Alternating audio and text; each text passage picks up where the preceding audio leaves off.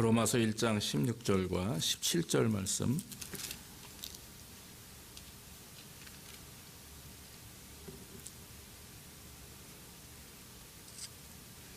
내가 복음을 부끄러워하지 아니하노니 이 복음은 모든 믿는 자에게 구원을 주시는 하나님의 능력이 됨이라. 첫째는 유대인에게요 또한 헬라인에게로다. 복음에는 하나님의 의가 나타나서 믿음으로 믿음에 이르게 하나니 기록된 바 오직 의인은 믿음으로 말미암아 살리라 함과 같으니라. 아멘. 아멘. 오늘은 오직 의인은 이런 제목을 삼아서 여러분들에게 말씀을 드리기를 원합니다. 10월 마지막 주는 우리가 항상 종교개혁 주일로 이렇게 지킵니다. 굉장히 즉 기독교가 처음에 시작되는 그 시작점이 되는 것이죠. 그래서 1517년 10월 31일 날 독일의 마틴 루터라고 하는 수도사가 로마서 오늘 1장 17절의 말씀을 읽고 마음에 회심을 하게 됩니다.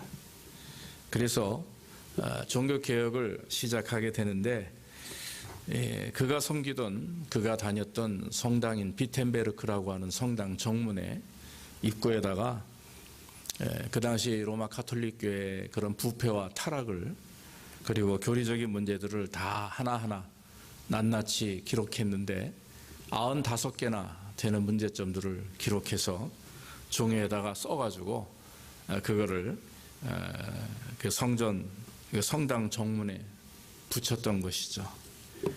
비록 이렇게 소극적인 시작이라 할지라도 사실 이 종교개혁은 그 전 한 1400년대 100년 전부터 조금씩 각 지역에서 또 개혁가들을 통해서 조금씩 불이 붙기 시작을 했었습니다. 그 당시에 이 로마 가톨릭 교회, 즉 중세 시대라고 하는데 그때는 이 로마 가톨릭의 그 권세가 하늘을 찔렀습니다. 그래서 그런 말이 있었죠. 교황은 태양이고 황제는 달이다. 그렇게 말을 했습니다. 그러니까 교황보다 황제가 더 높은 자리에 있다. 이렇게 얘기를 해도 과언이 아닐 것입니다. 이 로마 그 당시 중세교회는요. 이 가톨릭은 유럽에 많은 토지들이 있었죠. 땅이 많았고요. 그리고 돈이 많았습니다. 이 황제들의 권력은 이루 말할 수 없이 셌던 것이죠. 그러다 보니까 그것을 유지하기 위해서 어떻게 합니까? 교황이 사제들이 이 정치인들과 결탁을 하고 그리고 행정적으로 또 이런 또 관여하게 되는 일들을 했던 것입니다. 이처럼 이 로마 가톨릭 교회는 부패하게 되었고 그리고 교리적으로 윤리적으로 심각한 타락을 하게 되었던 것이죠. 지금은 제가 가톨릭 교회에 대해서 많이 알지 못하지만 보통 고해성사라든지 이런 성례전이 있었습니다. 그 다음에 이제 우리 성만찬 이런 것을 가톨릭에서는 중요히 여기고 우리는 주로 이제 성만찬을 그 다음에 세례식 이런 부분에 대해서 중요히 여기는데 그 당시만 해도요 7가지의 성례식이 있었습니다. 그러니까 이 사람들이 강조하는 것은 그 예수를 믿고 구원을 얻는다 이 개념이 아닙니다. 이 성례전을 잘 처음부터 끝까지 잘 치러야 되고 또 대대로 내려오는 전통을 잘 따라야 되고 그리고 가장 문제가 됐던 것이 이제 면죄부라고 하는 것인데 우리가 죄를 지으면 고해성사를 하게 되죠. 신부님을 찾아가서 자기의 죄를 고백하고 그러는데 그 옛날에는 지금은 그게 없습니다. 지금은 구원에 대한 것을 돈으로 주고 사는 일이 없지만 그때에는 그에 따라서 이 용서받기 위해서 또 구원을 얻기 위해서 면죄부라고 하는 종이 하나 황제 사인이 있는 교황의 사인이 있는 그 종이를 사야만 되는 그런 일이 있는 거죠. 다시 말하면 이 구원을 돈 주고 사는 것으로 그렇게 그 당시에는 됐던 것입니다. 그리고 또 한 가지 이제 죽은 사람들이 가는 연옥이라는 것이 있습니다. 우리는 기독교에서는 죽으면 천국과 지옥으로 나눠지죠. 그렇죠? 그런데 가기 전에 죽은 사람들이 모이는 집합소가 있는데 그게 연옥이라고 하는 곳인데 그 연옥에 우리들이 들어가거나 또 아니면 그 뭐 다른 사람들 우리 가족이 들어가면 그 사람들의 구원을 위해서 살아있는 사람들이 면죄부를 사야 되는 것이죠. 그래야 그 죽은 나의 부모가 나의 형제가 너 나의 뭐 사랑하는 누가 천국에 간다 이렇게 얘기를 하는 것이죠. 그런 식으로 해서 계속해서 이 구원에 대한 문제를 놓고 성례전이나 또한 교회 전통이나 이러한 면죄부들을 로마 가톨릭 교회에서는 주장하면서 돈을 주고 또 아니면 어떤 행위를 통해서 구원을 이룬다라고 하는 그런 교리적인 부패가 결국 나아가 도덕적으로 인류적으로 크게 부패했다라고 하는 것입니다.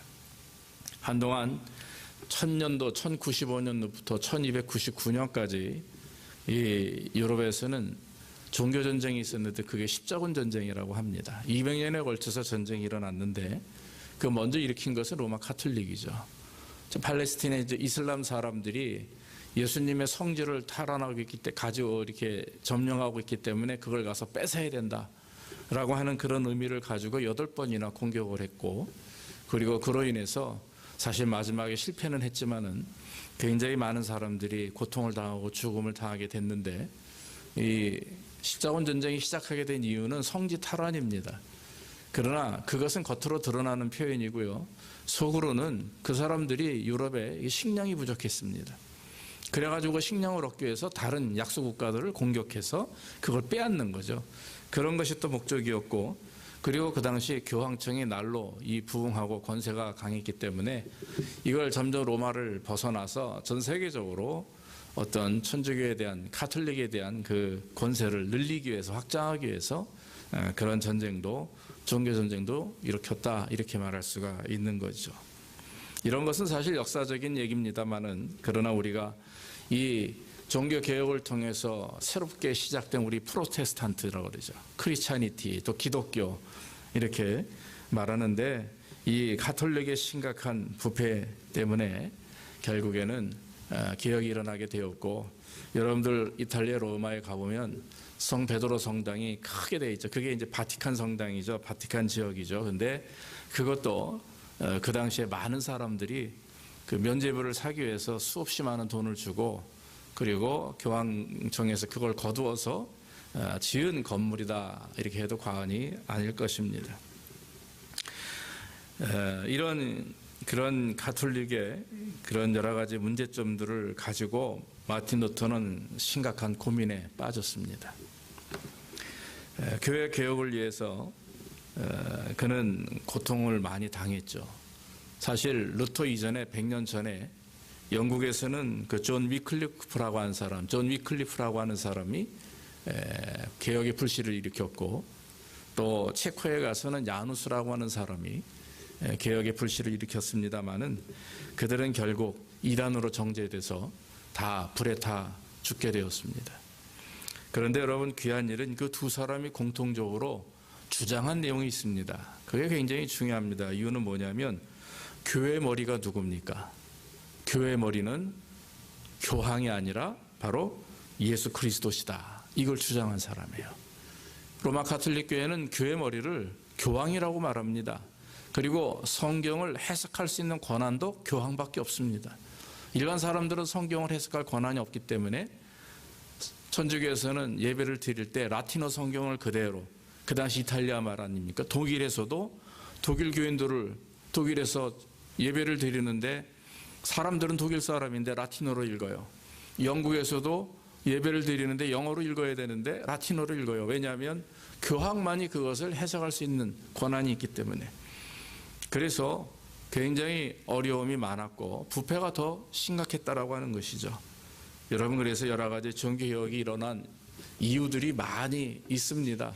그래서 여러분 그것은 뭐 역사적인 일이기 때문에 여러분들이 나중에 이제 뭐 시간이 되면 제가 구체적으로 말씀을 드리고 이처럼 그 당시에 로마 가톨릭의 문제 때문에 이 개혁가들 특히 하나님의 말씀을 위해서 바로 서려고 노력했던 그때는 기독교가 없었어요. 1500년대 이전에는 기독교라는 게 없었습니다. 지금 우리가 섬기는 그런 개신교는 없었던 거죠. 오직 로마 가톨릭만 있었습니다.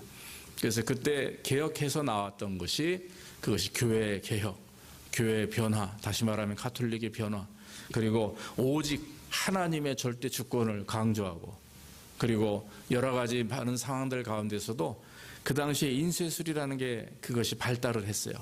그전에는 사람들이 직접 손으로 써서 이렇게 했지만 그 당시 종교개혁이 일어날 그쯤에 1500년도 그 전에 인쇄술이 발달하면서 사람들이 이제는 책을 여러분 우리가 인쇄하듯이 지금같이 컴퓨터로 하는 건 아니죠.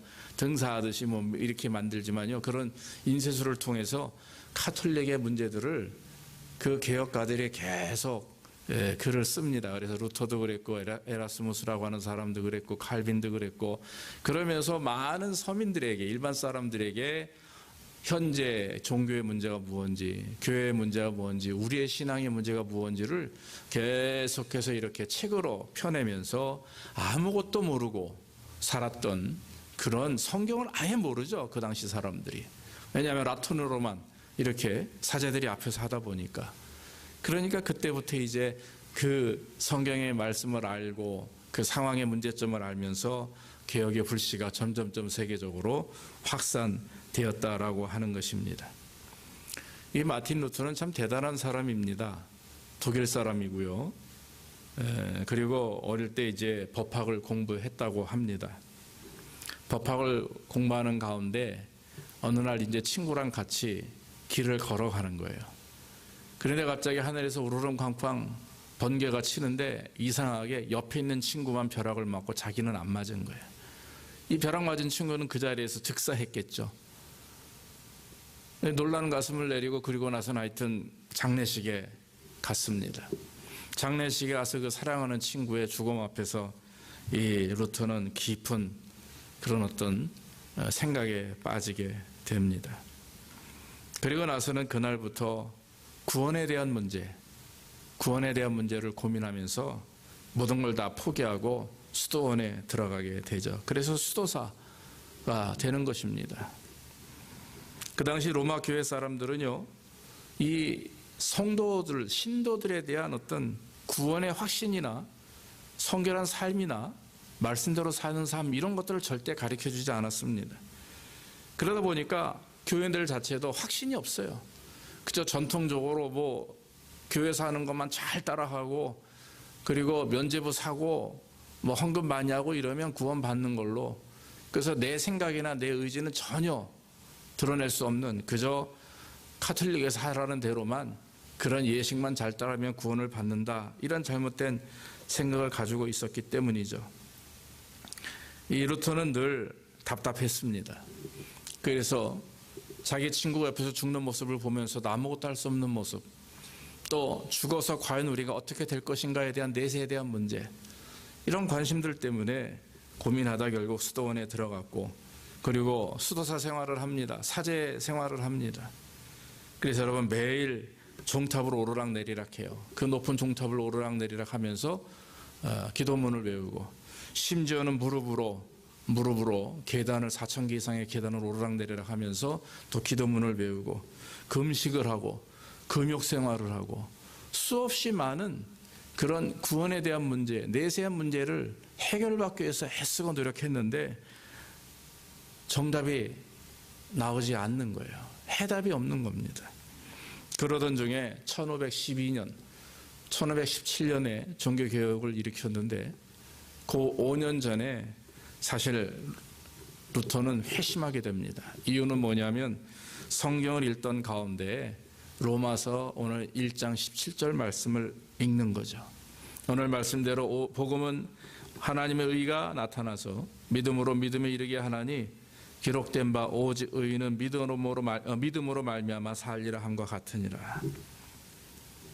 이 말씀을 읽게 되면서 그래, 구원은 아무리 내가 무릎으로 계단을 오르락내리락 하도 기도문을 그렇게 많이 외워도 금식하고 금욕하고 그렇게 행동을 해도 구원을 얻는 것은 아니다.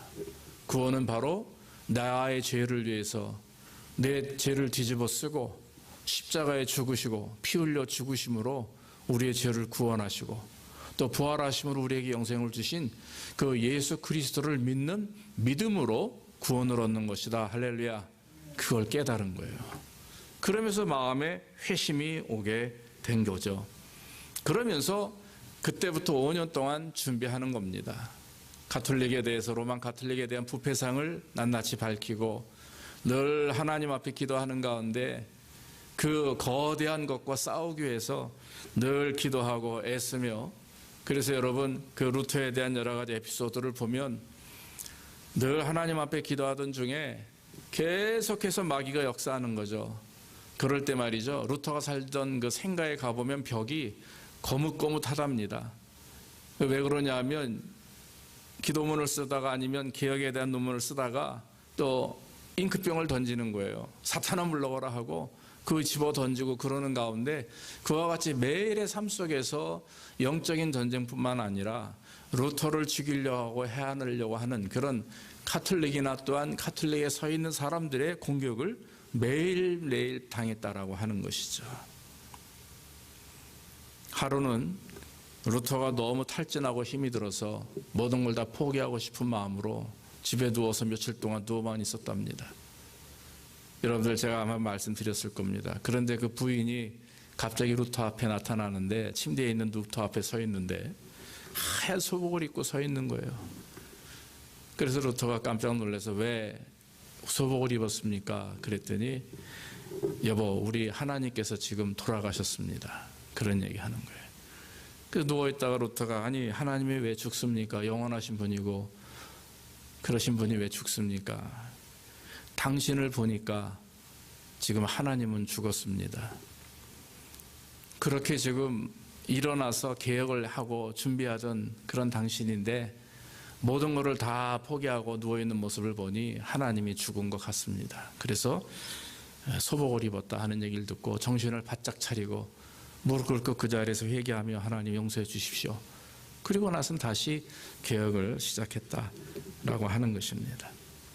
이와 같이 비록 마틴 루터라고 하는 사람이 등장하고 종교개혁을 일으킨 것으로 우리는 역사는 말하지만, 그러나 사실은 그 전부터 많은 하나님의 말씀을 사모하고 하나님 편에 섰던 온전한 신앙인들로 인해서 조금씩 기억에 불씨는 붙여졌고, 그것을 꽃피운 분은 루터고요. 그 다음 세대가 칼빈이고 계속해서 또한 요한 웨슬레까지 내려가는 것입니다. 사랑하는 성도들은, 제가 오늘 여러분들에게 말씀드리고자 하는 것은 바로 이 개혁의 정신입니다. 루터가 시작된 종교개혁의 정신은 5가지가 있습니다. 그중에 여러분들에게 집중적으로 3가지를 말씀드리려고 하는데, 그 5가지는 뭐냐면, 첫째가 오직 성경, 그리고 오직 믿음, 오직 은혜, 오직 예수 그리스도, 그리고 오직 하나님의 영광을 위하여, 이 5가지입니다. 그래서 솔라라고 하여, 솔라, 오직이라는 말이죠. 그래서 솔라 스크립투라, 솔라 피데, 솔라 그라티아, 또 솔로 크리스투스, 솔리데오 글로리아, 이렇게 해가지고 5개가 바로 그 당시 그 종교개혁가뿐만 아니라 루터의 강령입니다. 5가지 이제 원리죠. 여러분들에게 말씀드리고 싶은 것은 바로 가장 먼저 오직 성경입니다. 이 종교개혁 원리 가운데 가장 먼저 나타나는 것이 오직 성경이에요. 오직 성경.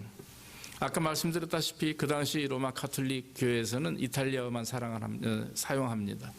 그래서 루터가 있는 그 독일 교회에도 라틴어만 사용하고, 그리고 성도들은 전혀 알아듣지 못하는 그 말을 듣고 그리고 나선 그저 예식만 행하고 집에 가게 되는 것이죠. 그것을 보면서 루터는 굉장히 고민하고 분노했습니다. 왜냐하면 여러분, 성경 해석에 권위가 교황에게 있는 게 아닙니다. 믿습니까? 성경 해석은 우리가 할 수 있는 거다. 그러나 그 권위는 어디에 있습니까? 바로 하나님께 있는 줄로 믿습니다. 기독교의 최종적인 권위는 성경이고, 이 성경은 하나님 우리에게 주신 말씀이기 때문에 이 하나님의 말씀을 믿고 순종하면 거기에 은혜가 있고 복이 있고, 그리고 하나님께 영광을 돌리는 삶이 되는 것이죠. 여러분, 기독교인들은, 우리 성도들은 하나님의 말씀을 떠나서는 절대로 살 수가 없습니다. 하나님의 말씀을 떠나서는 신앙 성장이 되지 않습니다. 예배를 드려도 기도해도 거기에 따라서 하나님의 말씀이 있어야 우리는 성장할 수가 있는 거죠. 디모데후서 3장 15절에 보면 디모데에게 바울이 이렇게 말을 합니다. 어려서부터 성경을 알았느니 성경은 능히 너로 하여금 그리스도 예수 안에 있는 믿음으로 말미암아 구원에 이르는 지혜가 있게 하느니라. 할렐루야. 그렇게 말씀을 하시니까 성경을 모르면, 하나님의 말씀을 모르면 지혜롭게 되지 못합니다. 신앙이 성장하지 못합니다. 그저 맨날 주저앉은 신앙 속에서 시험이 오고 어려움이 와도 이길 수 있는 능력이 없습니다. 왜 그렇습니까? 내 안에 말씀이 없기 때문에 그런 거예요. 여러분, 이런 능력과 권세가 얼마나 귀하고 아름다운지를 마틴 루터는 깨달았다라고 하는 거죠. 그러니까 답답하게 남의 나라를 가지고 앞에 앉아있는 그 교인들을 보면서 자기 자신의 모습을 보면서 루터가 행했던 것은 뭐냐면 바로 자국어 독일말로 성경을 다 번역한 거예요. 영국에 아까 말씀드렸던 위클리프도 영국 사람인데 이 라틴어로 되어 있는 성경을 다시 영국 영어로 번역을 했고, 여러분들 기억하십시오. 1887년도에 한국에도 신약 성경 27권이 다 한국말로 번역이 됐습니다. 할렐루야. 그래서 여러분, 우리 한국이 기독교가 이처럼 부흥하고 아름다운 겁니다.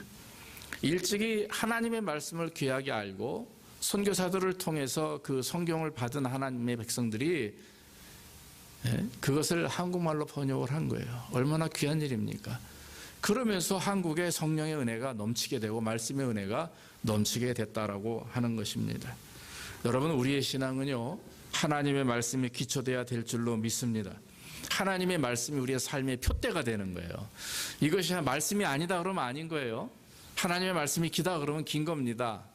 내 체험이 중요하고 내 영적인 은혜가 중요하고 내 어떤 것들이 중요하지만 그것도 이 영적 체험도 말씀에 비춰보는 거죠. 그래서 이것이 온전한 것인가 아닌가, 우리는 그것으로 분별할 수가 있습니다. 그래서 하나님의 말씀이 가장 우리 신앙인들에게 있어서는 기초가 돼야 되고 근원이 돼야 되고 또 분별을 할 수 있는 그런 표대가 돼야 된다라고 하는 것입니다. 우리는 하나님의 말씀을 떠나서는 살 수가 없습니다.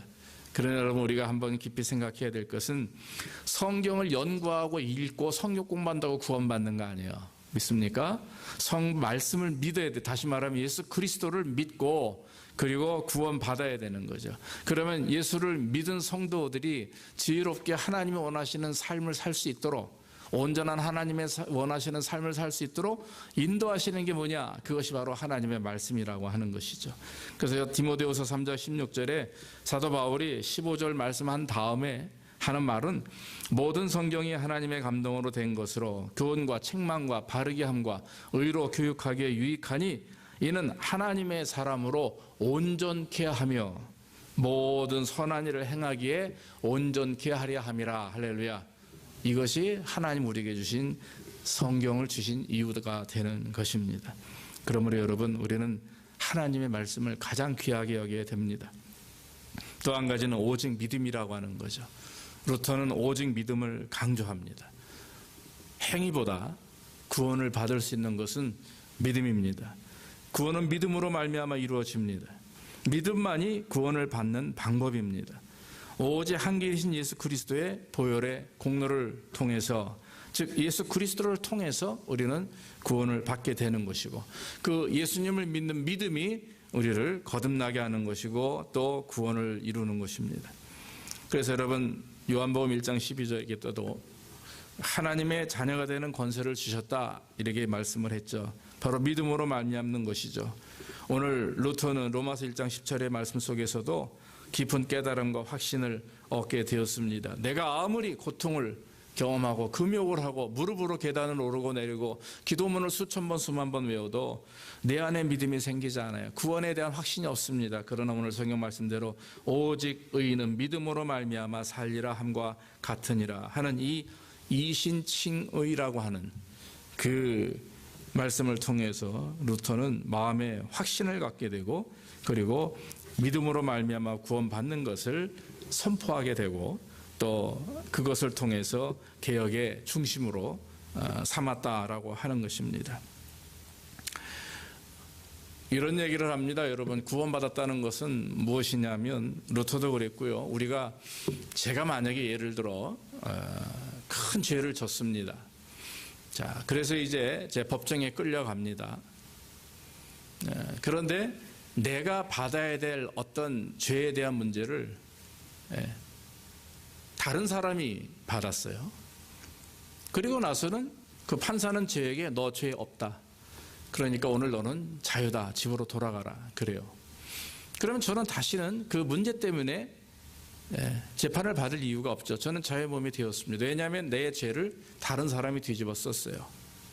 그 나의 죄를 뒤집어 쓴 사람, 그래서 대신 죽으시고 고통받은 사람이 바로 누구냐? 바로 예수 그리스도입니다. 할렐루야. 우리는 다 모든 것을 전가한 거죠. 다 주님이 도맡아 책임을 지신 겁니다. 그래서 여러분, 우리는 구원받은 것이고, 그 책임지신 주님께서 다시 나에게 네가 책임져라고 나한테 주지 않아요. 내 죄를. 무슨 말인지 아시겠죠? 그래서 우리는 구원받았기 때문에, 그 구원받은 것은 하나님께서 예수 그리스도를 이 땅에 보내시고 우리의 죄로 인해서 죽게 하셨고, 그리고 구원해 주셨기 때문에 우리는 여러분 구원을 이룰 수가 없는 거죠. 그래서 로마서 1장 2절에서도 그러므로 이제 예수 그리스도 안에 있는 자들에게 결코 정죄함이 없나니 이는 그리스도 예수 안에 있는 생명의 성령의 법이 죄와 사망의 법에서 너를 해방하였느니라. 그렇게 말씀하였습니다. 구원은 오직 믿음으로 얻는 것입니다. 행위로 얻는 것이 아닙니다. 아무리 성례를 치르고 아무리 전통을 하고 아무리 예배를 드리고 헌금을 많이 하고 해도 그 마음 중심에 예수 그리스도를 믿는 믿음이 없으면, 거듭남에 대한 그런 확신과 믿음이 없으면 여러분, 우리는 한낱 그리고 선한 행위로만 구원을 얻는다고 생각한다면 우리는 잘못된 믿음을 갖게 되는 것이고 잘못된 신앙생활을 하게 되는 것입니다. 만약에 개인의 선한 행위로 또 율법을 지킴으로 구원받는다면 여러분, 예수 그리스도의 십자가의 죽음이 왜 필요합니까? 오실 이유가 없잖아요. 죽으실 이유가 없죠. 그냥 우리는 열심히 하나님만 믿고 구약대로 율법만 지키고 율법을 해석하고 또 강야하고 율법을 자꾸 만들어서 그걸 지키려고만 노력하면 구원받는데 왜 예수님이 이 땅에 왔었겠어요? 그래서 잘못된 겁니다. 그러므로 저와 여러분들이 행위로 구원을 얻는 것이 아니라 바로 우리를 위해서 십자가에 죽으신 예수 그리스도를 통해서만 구원을 얻는다는 것, 여러분 마음속에 깊이 새기실 바라고요. 그리고 성경의 야고보 2장 26절에도 보면 행함이 없는 믿음은 죽은 것이다 그랬어요. 그래서 여러분, 이 성경이 정경화되기 전에는 이 야고보서에 대한 말씀을 집어넣지 않았다고 합니다. 왜냐하면 그 당시 사람들이 가만히 보니까 행위를 너무 강조하거든요. 그래서 뺐다고 하는데 나중에 정경으로 선택할 때 그때 이제 들어갔어요. 왜냐하면 그때서 이제 깨달은 지혜들이 있는 거죠. 왜 야고보가 행위를 강조했는지. 행위를 통해서 믿음을 얻기 때문에 행위를 강조한 게 아닙니다. 믿음을 얻은 사람들이, 거듭난 사람들이 그의 삶이 하나님이 기뻐하는 온전한 삶이 되기 위해서는 어떻게 해야 돼요? 행위 자체가 성도의 아름다운 삶의 모습으로 살아가야 되는 거죠. 믿습니까? 그러니까 사랑해야 되는 것이고, 그러니까 섬겨야 되는 것이고, 그러니까 선행하고 구제하는 것이죠. 그래서 옛날 사람들은 잘못 판단해서 행함으로 말미암아 구원 얻는 것으로 이해했던 것입니다. 아직도 유대교에서는 아직도 그런 것으로 인해서 예수님을 부인하고 그저 율법만 따르려고 노력하는 사람들이 많다라고 하는 것입니다. 사랑하는 성도 여러분, 우리의 구원의 조건은 믿음입니다. 그럼 선한 행위가 무엇입니까? 그 믿음을 꽃 피우기 위해서, 그 믿음이 사람들에게 드러나 나오고 하나님 앞에 영광을 돌리기 위해서 우리는 믿는 자다운 삶을 살아야 된다라고 하는 것입니다. 한 가지 더 말씀을 드리면 오직 은혜입니다. 여러분, 믿음은 선물입니다. 할렐루야. 믿음을 여러분 내가 갖고 싶다고 노력해서 갖는 거 아니에요. 구원 내가 받고 싶다고 노력으로 받는 게 아닙니다. 믿음이 없으면 구원을 받지 못합니다. 그런데 믿음은요, 어느 날 나도 모르는 사이에 내 안에 들어와요. 성령의 인도하심도 마찬가지입니다. 바람이 임으로 불되 동에서 서로 불지 서에서 북으로 불지 몰라요. 그러나 어느 날 나에게 하나님의 영이 함께 하시고 또 내가 하나님 앞에 주님을 바라볼 때 그 안에 역사하심을 통해서 내 안에 믿음이 생기게 되는 거죠. 그래서 에베소서 2장 8절로 9절에 봐도 사도 바울이 이렇게 고백합니다. 너희가 그 은혜를 인하여 믿음으로 말미암아 구원을 얻었나니 이것이 너희에게 난 것이 아니요 하나님의 선물이라. 행위에서 난 것이 아니니 이는 누구든지 자랑치 못하게 하려 함이라 그랬습니다. 여러분, 믿음으로 말미암아 구원을 얻었는데 그것은 무엇입니까? 하나님의 선물입니다. 믿음을 내 노력과 내 수고로 내 어떤 열정으로 얻는다면 결국 그 믿음 때문에 사람들은 자랑하게 될 겁니다. 그러나 여러분, 저와 여러분들은 저쪽으로 하나님의 은혜로 주신 거기 때문에 우리는 여러분 사는 자체가 하나님의 은혜고 믿음을 주셔서 이렇게 예배하는 것도 하나님의 은혜인 줄로 믿습니다. 우리가 직분을 받는 것도 안수 집사님이 되고 장로님이 되는 것도 또 목회자가 되고 목사가 되는 것도 내가 잘해서 내가 수고해서 내가 애를 써서 이게 되는 게 아니에요. 하나님이 주셔야만 되는 것이고 우리는 늘 자격 없고 부족하지만 하나님의 은혜로 살기 때문에 그 주신 은혜로 말미암아 우리가 하나님 앞에 영광을 돌리는 것이고 또 그 주신 은혜에 감사해서 우리는 하나님께 예배하고 예물드리고 헌신하게 되는 것입니다. 그 외에도 오직 예수 그리스도 오직 하나님께 영광이라고 하는 두 가지 더 원리가 있습니다. 그러나 여러분 오직 예수님 그것은 오직 그리스도를 통해서만 구원을 받는다라고 하는 말씀을 강조한 거예요. 다른 성례나 행위가 아니라 오직 예수를 믿음으로 말미암아 그리고 오직 예수만이 구원의 한 길이다라고 하는 것. 그리고 오직 하나님께 영광은 그 당시에 많은 하나님의 백성들이 삶을 살아가면서 그 영광을 다 빼앗깁니다. 사람이 다 갈취합니다. 교황이 갈취합니다. 돈 많은 사람들이 갈취합니다. 그러나 오직 우리의 인생은 누구의 손에 움직여집니까? 하나님에 의해서 움직여지는 하나님의 주권 속에서 살기에 우리는 늘 어떻게 합니까? 오직 하나님의 영광을 위해서 사는 거예요. 우리가 애를 쓰고 수고하는 것, 또 우리가 뭐 운동을 잘하고 또 뭐 그림을 잘 그리고 공부를 잘하고 그래서 사람들에게 칭찬을 받고 존경을 받고 사랑을 받지만 그러나 우리는 교만해서는 안 됩니다. 바로 우리를 그렇게 만드시는 분은 누구냐? 우리에게 달란트를 주시고 은혜를 주시고 또 우리로 하여금 빛이 나게 만드시는 분은 바로 우리 하나님이 되시는 줄로 믿습니다. 그래서 하나님께 영광을 돌리는 것이 진정한 성도의 본분이다라고 하는 거죠. 그래서 말씀을 맺습니다.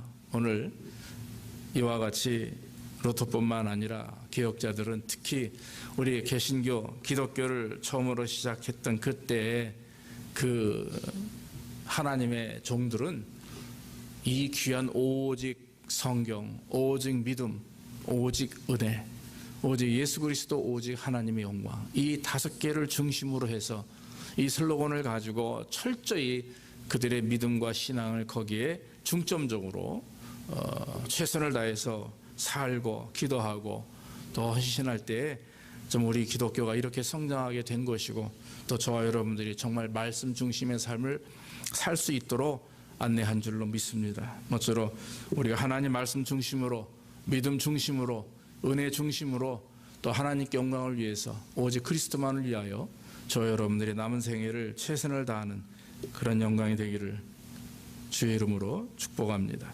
기도하겠습니다. 하나님 아버지 감사합니다. 오늘도 귀한 말씀 증거할 수 있도록 인도하시니 감사하고 우리 기독교가 처음 시작된 것이 누구 때문이며 또 어떤 믿음을 가지고 이렇게 시작될 수 있었는지 알게 하시니 감사합니다.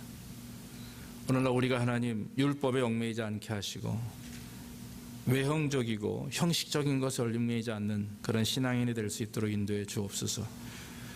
오직 믿음을 가지고 오직 하나님의 은혜를 받으며 오직 하나님의 말씀을 붙들고 주의 영광을 위해서 또 주님만을 바라며 살아가는 우리의 심령이 될 수 있도록 주여 복을 내려 주시옵소서. 그래서 여지럽고 혼탁한 세상 가운데 정말 하나님 성도다운 삶이 무엇인지 하나님을 믿는 삶이 무엇인지 깨달아 알 수 있도록 주께서 복을 내려 주시옵소서. 예수님의 이름으로 기도하옵나이다. 아멘.